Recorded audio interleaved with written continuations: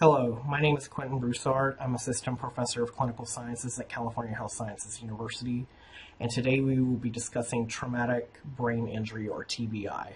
The reason we're discussing this topic today is that traumatic brain injury affects almost 2 million Americans annually.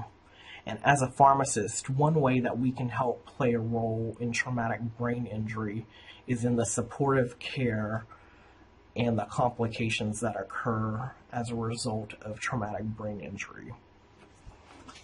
So today we'll be discussing some of the supportive care related to traumatic brain injury, particularly intracranial hypertension, which has a couple of drug therapies associated with it that it's important to know as a pharmacist.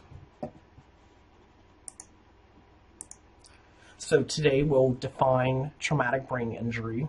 We'll discuss monitoring of traumatic brain injury and intracranial hypertension.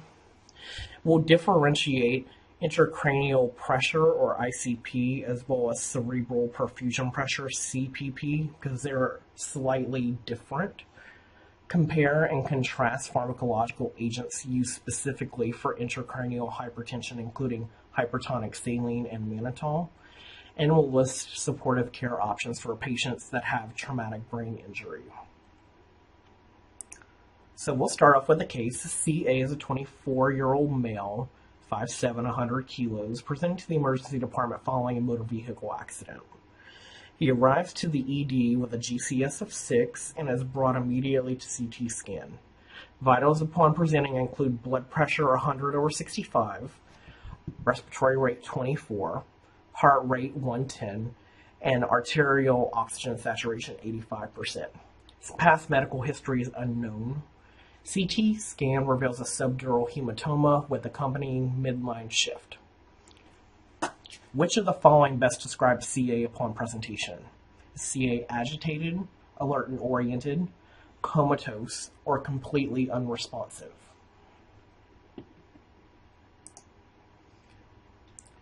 The next question. The neurologist seeing CA does not feel CA is a candidate for surgery and decides to place an intraventricular catheter to monitor intracranial pressure. Which of the following is the minimum ICP measurement that would indicate pharmacotherapy is needed for intracranial hypertension? Is it 5 millimeters of mercury, 10 millimeters of mercury, 15 millimeters of mercury, or 20 millimeters of mercury? And the last question, after they place the ICP monitor intraventricularly, they measure CA's ICP measurement to be 26 millimeters of mercury. The neurologist would like to initiate hyperosmolar therapy to treat CA's intracranial hypertension. Which of the following is the best agent to initiate? Is it hypertonic saline, mannitol, both hypertonic saline and mannitol together, or either hypertonic saline or mannitol? So after we discuss traumatic brain injury as well as the hyperosmolar agents today, you should be able to answer each of these questions accurately. Just to give a little bit of background about traumatic brain injury, in terms of the definition, it's almost exactly what it sounds like. It's traditionally defined as head trauma. So any kind of contusion to the head can technically be considered traumatic brain injury. Traditionally, it's more associated with a Glasgow Coma scale of 3 to 8 if it is considered what is known as severe. Though patients can still be alert and oriented as well as awake with a Glasgow Coma scale of 15 and have a traumatic brain injury. About 1.7 million people in the United States sustain a traumatic brain injury annually. However, only about 300,000 people actually require hospital admission. Some of these brain injuries may be mild, some of them may be minor concussions that will not require necessarily immediate medical assistance. And one thing to note is that about 50,000 people in the United States expire annually as a result of complications resulting from traumatic brain injury. Therefore, it's important for us to keep on our radars. Now, I talked a little bit in the definition of traumatic brain injury about Glasgow Coma Scale. So we're going to just review what Glasgow Coma Scale is if you are not already familiar. So Glasgow Coma Scale is essentially a scale that can define the arousal and functional capacity of a person. And it's measured using or looking at three different behaviors: eye-opening response, a verbal response, as well as a motor response. And as you see here on the right in this table 38.2 here, each of these different responses will correlate to a certain score depending on how well your patient is able to respond. For example, whenever a clinician is doing an eye-opening exam, or just in general assessing a patient for eye-opening, they can rate the patient to have spontaneous eye-opening, eye-opening to speech, eye-opening to pain, or no eye-opening at all. And each of these gets a separate score of 4, 3, 2, or 1 respectively. Same thing can be said with verbal response. Is the patient oriented to time, place, or person? Are they confused? Are they using inappropriate words? Or are they making incomprehensible sounds that may not be words? Or is there no response? Again, another score, this time between 1 and 5 instead of 1 to 4. And motor response. Does the patient obey commands? If they do, they get a score of 6. Do they move to localized pain? Do they flexion withdrawal from pain? Do they have abnormal flexion? Do they have abnormal extension? Or do they have no response? So in terms of the best motor response, that scale ranges from 1 to 6. After you do each of these different 3 subcategories, eye-opening, best verbal response, and motor response, then you add those scores up. Ideally, we want a patient to be at a score of 15, meaning they are ideally alert and oriented with response to eye-opening, verbal response, and motor response.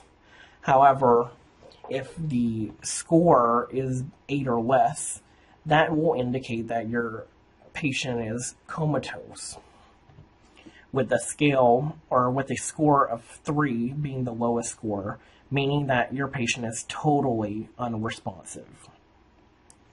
So it's important to note here that the scale ranges between 3 and 15 total. You don't necessarily need to know about what each of these individual responses is. The most important things to realize about this scale are that higher numbers mean better response, with 15 being the highest and 3 being the lowest. It's also important to note that 8 or less indicates a comatose patient. Now, whenever you have a diagnosis of traumatic brain injury present, if you have a Glasgow Coma Scale between 3 and 8, that corresponds traditionally to severe brain injury. If you have a score between 9 and 12, that corresponds to moderate brain injury. And if you have a score of 13 to 15, that corresponds to mild brain injury. So it's important to be aware of a patient's Glasgow Coma Scale whenever they come in to either your clinic, your emergency room, or even to your hospital, especially if you're concerned about in any way their mental arousal and functional status.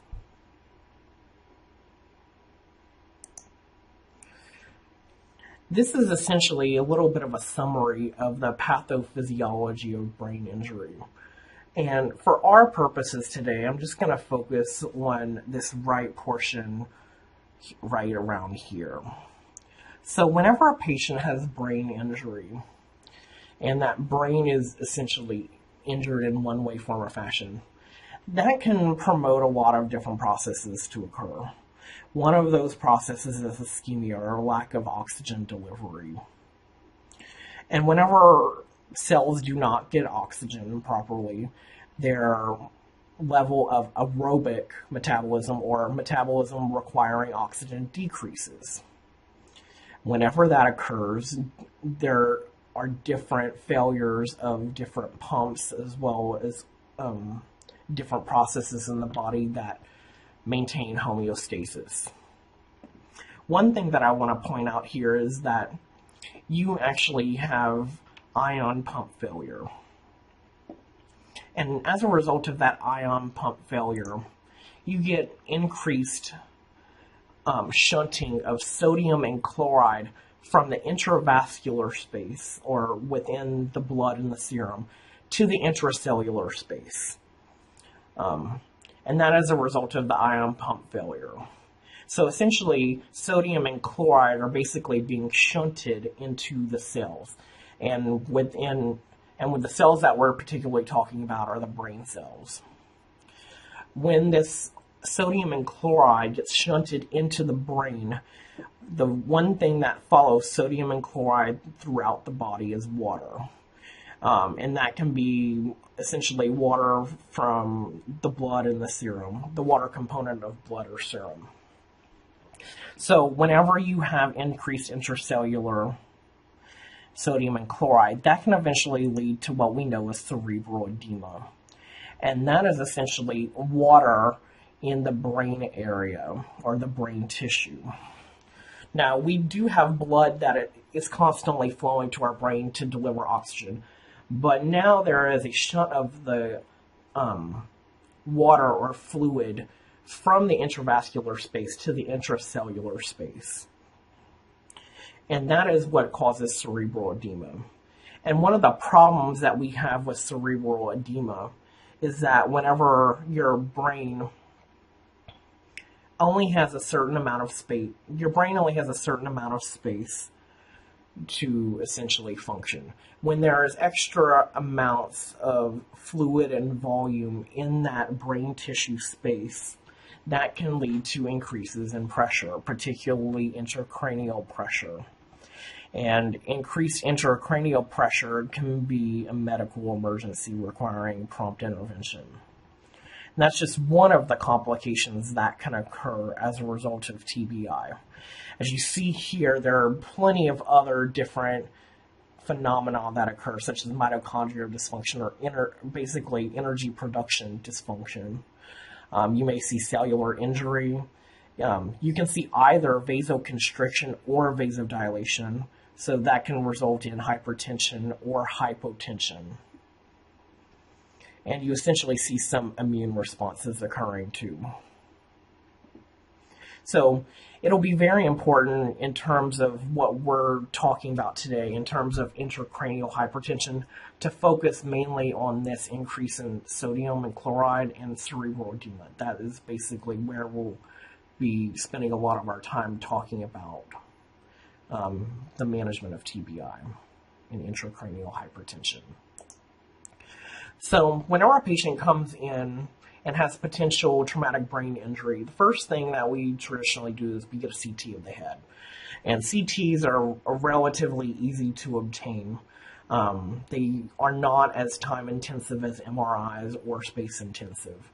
And some things that we can potentially look for on a CT scan include things such as a hematoma or a blood collection, some kind of intracranial hemorrhage or a hemorrhagic stroke, which is essentially a bleeding of the brain, a midline shift, or a compression of the brain ventricles. So I want to just direct your attention briefly to the CT scan on the right here. Typically, a CT scan should be normal and symmetrical. However, in this CT scan, we actually see a little bit of a white area here on the left side, and this white area is actually blood.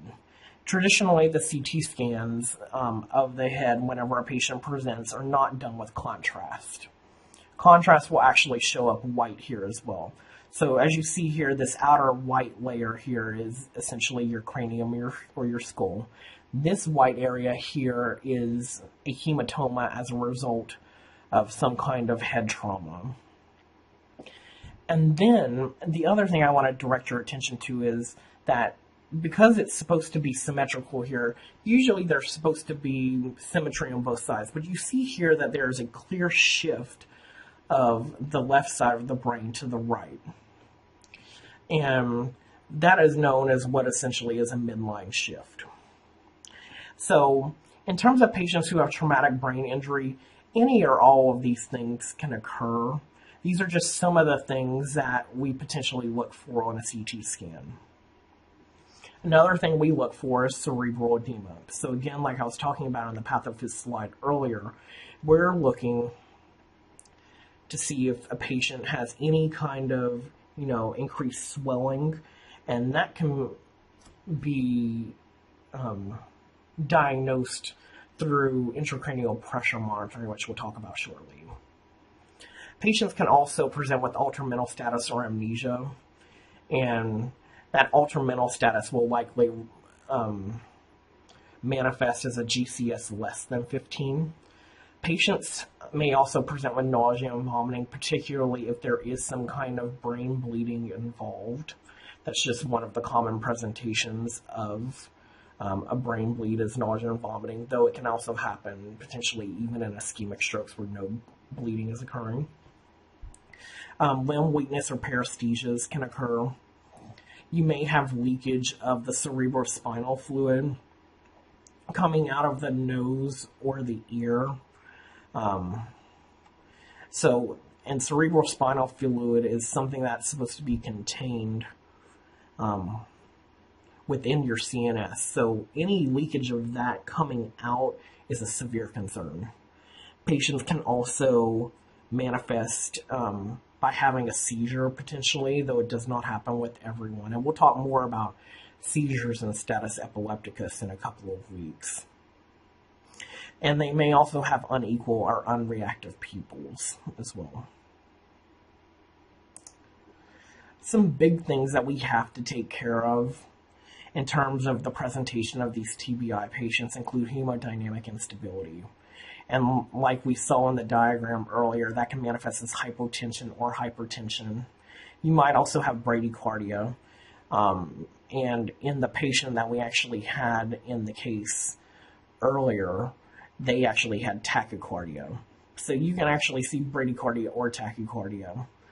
Though if you're, depending on the situation and depending on what other comorbidities the patient has, you may see tachycardia as well. You may also see patients may have a decreased respiratory drive or an increased respiratory drive. So tachypnea and respiratory failure may be relatively common because remember, the brain is regulating a lot of your other organ processes. One of those processes is breathing. You may also see many electrolyte disturbances. We talked about hyponatremia and hyperchloremia. As a result of hyponatremia, you may see hypoosmolality. And there are many other electrolyte disturbances like hypokalemia, hypophosphatemia, hypomagnesemia that we'll talk about a little later in the supportive care management. We may also see metabolic disturbances, whether that be hyperglycemia or hypoglycemia. And then the one that we're going to focus on mainly today, because there are medications for this complication, is intracranial hypertension or increased intracranial pressure, or ICP. So moving on, I know this diagram is a little bit small for you to see. This diagram actually comes straight out of DePiro chapter 58, the acute brain injury chapter. So if you need to see this diagram a little closer, you can refer to DePiro if you have the book or in Access Pharmacy. So the first step here is to determine whether or not you potentially have a severe brain injury patient, which remember is a GCS traditionally less than 8 or equal to 8. Once you get one of those patients, it's important to immobilize the spine, make sure there's no spinal damage. A lot of these patients will need to be intubated and oxygenated. Some of them may have depressed respiratory function. Some of them may just be intubated for respiratory protection. They may not necessarily have acute respiratory failure, but they may be intubated anyway. It's important to keep the head of bed at 30 degrees and obtain baseline labs such as ABGs to assess respiratory status, a CBC, a BMP in chemistries. And you might also get a toxicology screen, including alcohol as well as other toxic substances, because those can be reasons why a patient might have a traumatic brain injury, or at least the downstream effect of those agents. They may have fallen because they were maybe drunk, for example, or they may be under the influence of some illicit substances where they may not necessarily be all the way there. The next step in terms of management of patients is managing their blood pressure. So if they have a low blood pressure, it's important to administer fluids to them, pack red blood cells if they have a low hemoglobin or hematocrit, as well as vasopressors in the event that fluids and blood are result in a continued low blood pressure. It's also important to assess their respiratory status from the ABG. So if you have a PCO2 less than 35, it may indicate that you need to decrease the respiratory rate of the patient through mechanical ventilation. Now, even though CT scan is listed as step number 7 here, CT scan may be done early on whenever these patients present, because ideally a neurologist or the ED physician may want to know what's going on immediately.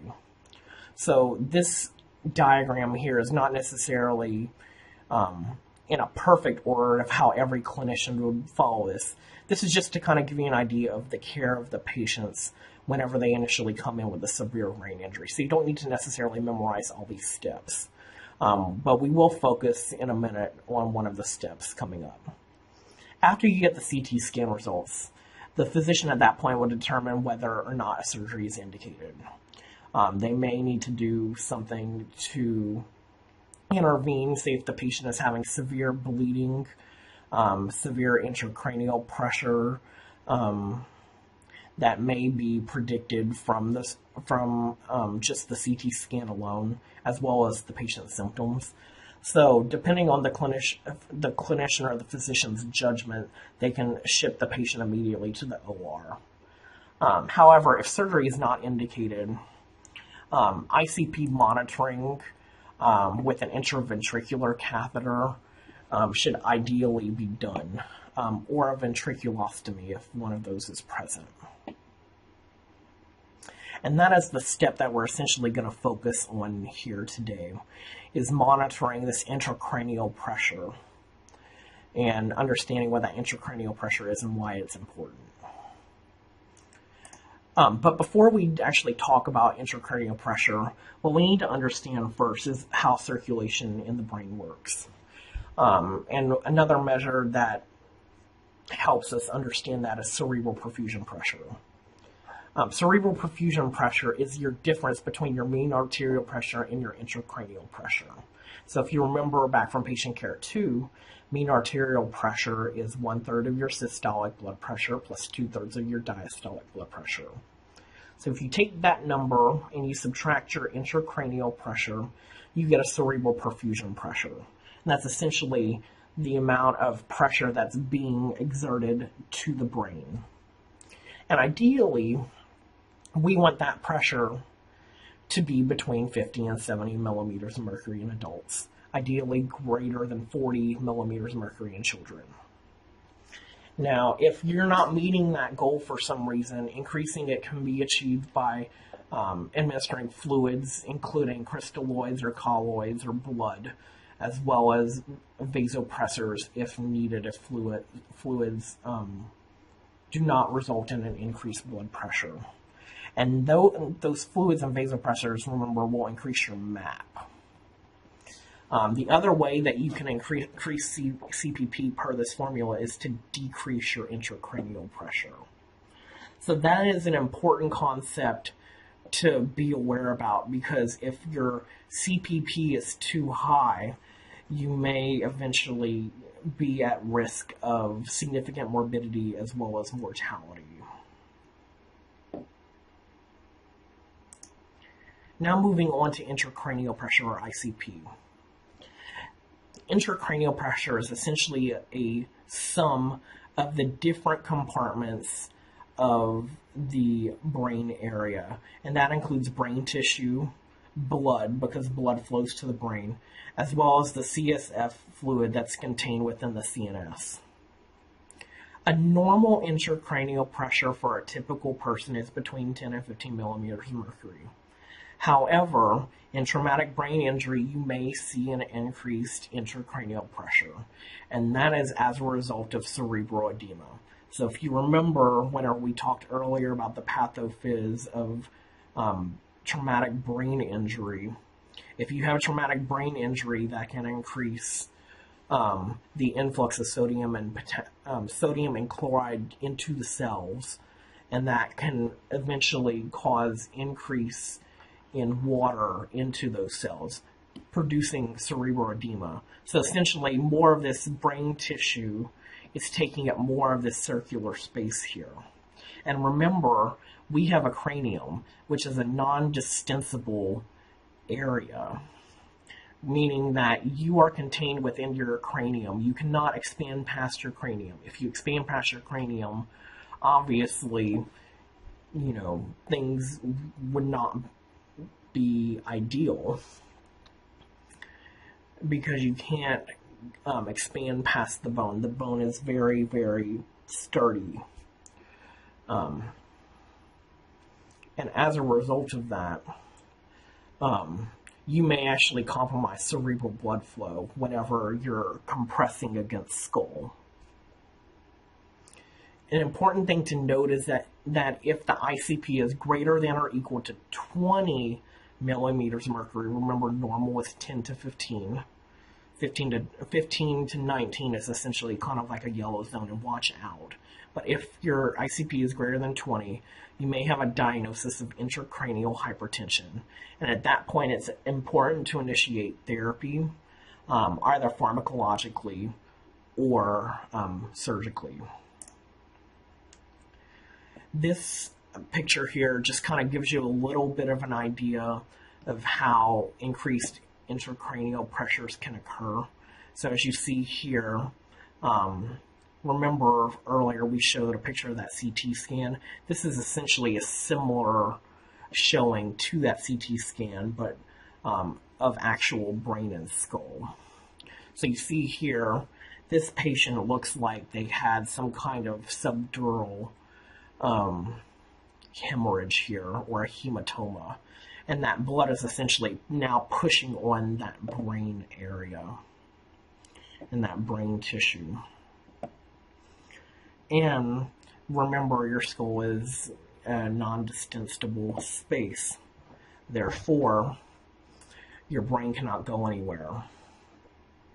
And that can result in cerebral edema occurring, as well as intracranial hypertension.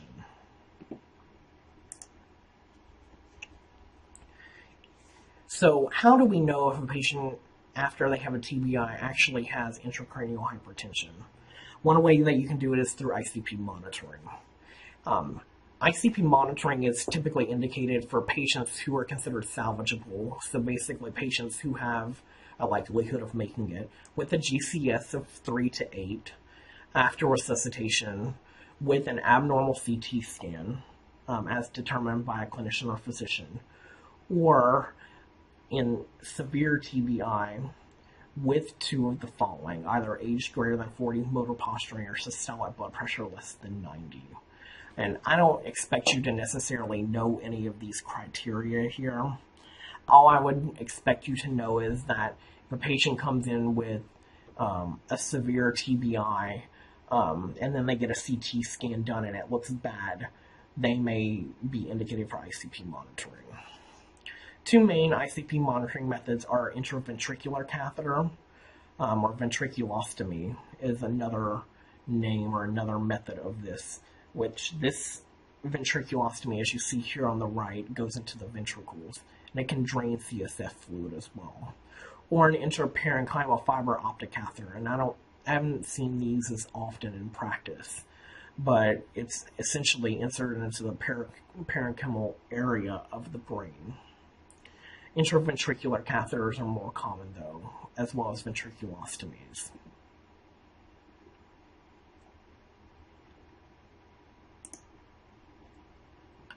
So, the next thing that we need to focus on, we just inserted the ICP monitor here at step 10. Step 11, transfer to ICU and do supportive care on your patient, whether that be mechanical ventilation, oxygen saturation.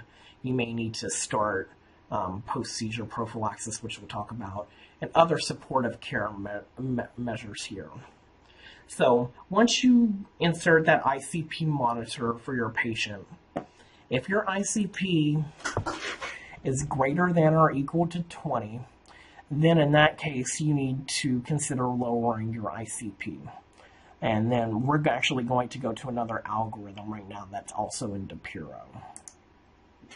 So this is your increased ICP algorithm here. And the part that I want you to focus on mainly, and I want you to memorize this whole algorithm, is this step right here. So remember,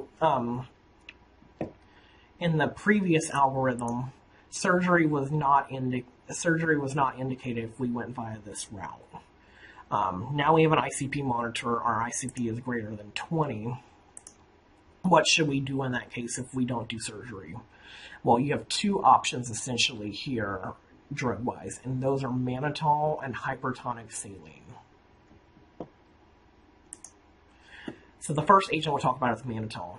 Both of these agents are IV plasma expanders, or what's also known as hyperosmolar agents. What they do is they establish an osmotic gradient across an intact blood barrier. And what that does is it decreases intracranial pressure, because these agents are so hyperosmolar that they draw water from the cell back into the vasculature. So water diffuses from the brain tissue into the intravascular space. And from the intravascular space, that water can be essentially transported throughout the body in blood. Another thing Mannitol does specifically is it increases blood viscosity and cerebral blood flow. The dose of Mannitol varies among clinicians. So this is one dosage range I do want you to know. It is bolded here. It can be anywhere from 0.25 to 1 gram per kilo IV every 4 to 8 hours is needed for ICP greater than or equal to 20. So a lot of times what will happen whenever a patient comes into the emergency room is they'll most likely give the higher dose, the 1 gram per kilo IV. And they can give it either out of these vials that you see here, these small vials of 25% mannitol, which this vial here I believe is about 50 mils. So it only has about 12.5 grams of mannitol. So if you give that to a 100 kilogram person, you would actually need 8 vials. And actually pulling up 8 vials in a syringe takes a lot of work, because you're essentially pulling 50 mils up times 8, so 400 mils. Or you may administer it if you have access to a bag of mannitol. Some adverse effects that result as a mannitol include hypotension, and that's as a result of mannitol being what we consider an osmotic diuretic. So as a result of losing your body volume by diuresing off, you may actually get hypotension as a result of this. Because of the influx of fluid into the intravascular space, you may also have patients develop pulmonary edema, particularly in heart failure patients who are already prone to being fluid overloaded. So therefore, this agent is contraindicated in progressive heart failure. In addition, it's also cautioned in acute kidney injury, ESRD, and anuria, as it can cause kidney damage. So if you have a patient who has end-stage renal disease or anuria and essentially cannot diurese off, this would not be the agent of choice for your patient. One important consideration with mannitol is that anytime you have a concentration of greater than 20%, it has to be administered through a 5 micron or less filter. And that filter is essentially placed right before that mannitol will actually get administered to the patient. And this is because mannitol is a sugar and it can actually form crystals. If you have a solution that actually has crystals, one thing that you can do is warm the vial up either by touching it with your hand or through other heating methods to melt the crystals down. But there still may be some microscopic crystals that you can't see. That's why we use a filter. The other agent we'll talk about is hypertonic saline. Hypertonic saline, also hyperosmotic agent, also IV plasma expander.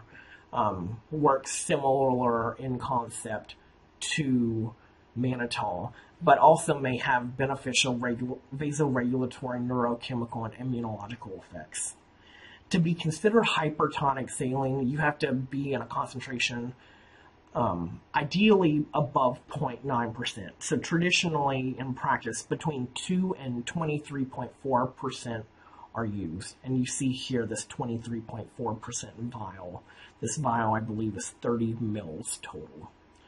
Optimal doses of hypertonic saline have not been established, so you'll see different doses given everywhere. And I don't want you to memorize these doses to know off the top of your head because it is so varied.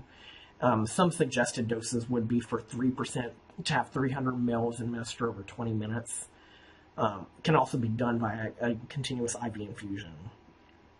Or in the event of 23.4 being used, which these are traditionally reserved for extreme cases, 30 mils can be administered over 2 to 30 minutes. And ideally, this should be administered via a neurologist because it is high-risk therapy. Some adverse effects of hypertonic saline include hypernatremia, hyperchloremia. As a result of it being so hypertonic with sodium chloride, osmotic demyelination syndrome can also occur. This is due to rapid correction, particularly if you have hyponatremia. Essentially what happens is the myelin sheath of the neuronal axons will demyelinate. And remember, myelin is essentially that layer of protection for the axon. If you have demyelination of axons, it's not really good. You may also have cardiac failure and hypotension as a result of hypertonic saline, which is another reason that 23.4% should probably be given by a neurologist. One main consideration with hypertonic saline is it should be given through a central line due to its osmolarity and tonicity. It should not be given via a peripheral line. So you need to have some kind of central line present, like a PICC line or a port. Which this fact may limit patients from even getting it in the ED because a lot of times central lines may take some time to actually put in. As a result, patients may get mannitol assuming they have no contraindications. So it just depends. The data between hypertonic saline and mannitol is very controversial. Some studies say hypertonic saline is better. Some say mannitol is better. So really either one can be used, but you also have to be aware of your patient's comorbidities as well as their labs and what exactly is going on with the patient. So either of them can be administered from an efficacy perspective, but there may be some cases especially if adverse effects are already pre-existing, like hypernatremia, hyperchloremia, where, for example, hypertonic saline may not be indicated, but mannitol might be, or vice versa. There are also many other ways for a team to manage a patient's increased intracranial pressure. So we mentioned earlier, elevation of the bed to at least 30 degrees is important. You may have patients that may require short-term hyperventilation, because remember, air also has pressure associated with it, and that air is going into the lungs, and that oxygen is going eventually into blood cells. Antipyretics may be important because any kind of stressor, such as a fever, may actually increase intracranial pressure. So antipyretics like acetaminophen can be important to administer. If patients are in pain, pain can also increase ICP. So you may want to administer morphine or fentanyl, for example. Sedation is also potentially important. Remember, we want to try to minimize any anxiousness or anxiety, agitation, as those can increase pressures within the body as well as increasing intracranial pressure. One of the preferred methods of sedation is with propofol, though many of the other sedatives can also be used. Pentobarbital is one sedative that we'll talk about more with status epilepticus that is traditionally used as a last-line resort. It's also known as pentobarbital coma. Paralysis may be indicated, as we talked about previously with the sedation and paralysis talk. If your patients are extremely volume overloaded already, particularly in patients who have pre-existing heart failure, loop diuretics like furosemide may be helpful. If you can drain any kind of ventricular volume that's excessive to decrease your ICP, that may be beneficial. So if you have a ventriculostomy present, that ventricular drainage can actually come out of the brain and reduce pressure, because remember, volume always will produce pressure. And in the event that surgery is indicated, you may do some different types of decompressive surgery if you're one of the neurologists or neurosurgeons. And this can be done with a craniectomy, or essentially taking part of the cranium out to allow that brain essentially to swell out to decrease the pressure in this area until the swelling goes down. Hematoma evacuation also if there is blood present. So essentially getting that blood out of that area. Both of these are different types of surgeries that can be done, as well as many other different types of surgeries that we won't get into in this talk. In addition to intracranial hypertension, there's a lot of other supportive care management that is important for the traumatic brain injury patient. A lot of these topics we have already talked about, such as hypertension and fluid and electrolyte management in some of your previous patient care courses. So for hypertension, labetalol and nicardipine are ideally preferred. Enalapril can also be used for hypertension associated with TBI. Patients may have post-traumatic seizures as a result of brain injury. If they do have status epilepticus, they can be treated with benzodiazepines, which we'll talk about in the status epilepticus lecture. And then some patients may be considered for seizure prophylaxis for up to 7 days if no seizure. And that the drug of choice there is phenytoin, though the use of seizure prophylaxis in general was very controversial post-TBI. Fluids and electrolytes may need to be repleted as a result of TBI, including sodium, potassium, magnesium, and phosphorus. Again, patients may have hyperthermia, so acetaminophen or other antipyretics like NSAIDs, assuming they're not contraindicated to NSAIDs, may be important to give a patient.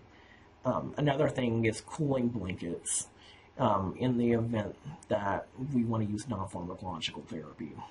DVT prophylaxis is very important for these patients, whether it be non-pharmacological SCDs, compression stockings, or pharmacological, as these patients will most likely not be mobile immediately. Stress ulcer prophylaxis may also be indicated in TBI patients. TBI is a relative indication for stress ulcer prophylaxis, meaning that you don't necessarily have to give stress ulcer prophylaxis to these patients, But if these patients do become mechanically ventilated, which in a lot of cases they do, particularly if it's greater than 48 hours, that may increase the risk of a stress ulcer developing. And the way that you treat, or the way that you prophylax for stress ulcers is with either PPIs or H2 blockers. And the most common two are pantoprazole for PPIs or famotidine for H2 blockers. Here are the references for this lecture today. And we're going to go back to the case. CA is a 24-year-old male presenting to the ED following a motor vehicle accident. Arrives to the ED with the GCS of 6 and is brought immediately to CT scan.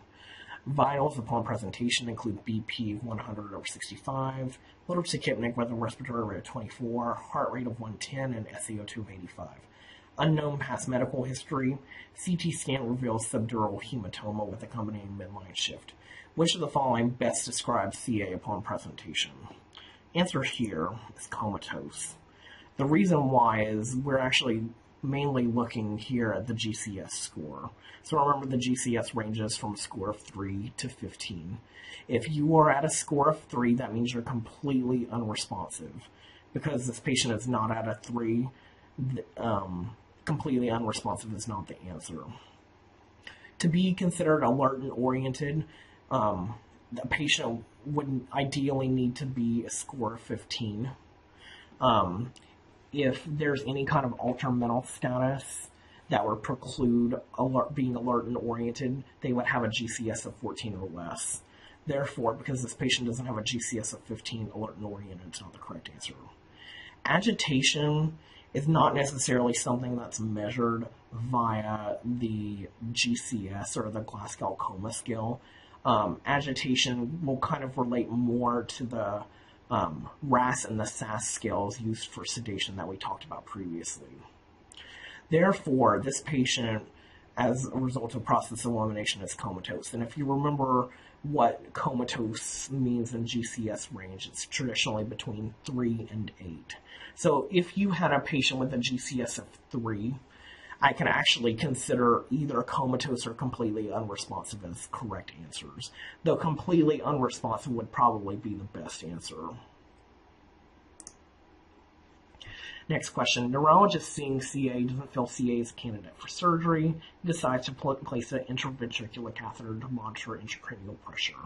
Which of the following is the minimum ICP measurement that would indicate pharmacotherapy is needed for intracranial hypertension? 5, 10, 15, or 20? Answer here is 20. Remember that normal ICP is traditionally between 10 and 15. We said that 15 to 19 area is kind of a gray area, more like along the lines of a caution area, and 5 is very low. Therefore, 20 is the correct answer here. 20 millimeters of mercury or above for ICP may indicate the patient may need pharmacotherapy if surgery is not indicated. The last question, CA's ICP measurement is 26. So it's clearly above that 20 threshold we just discussed.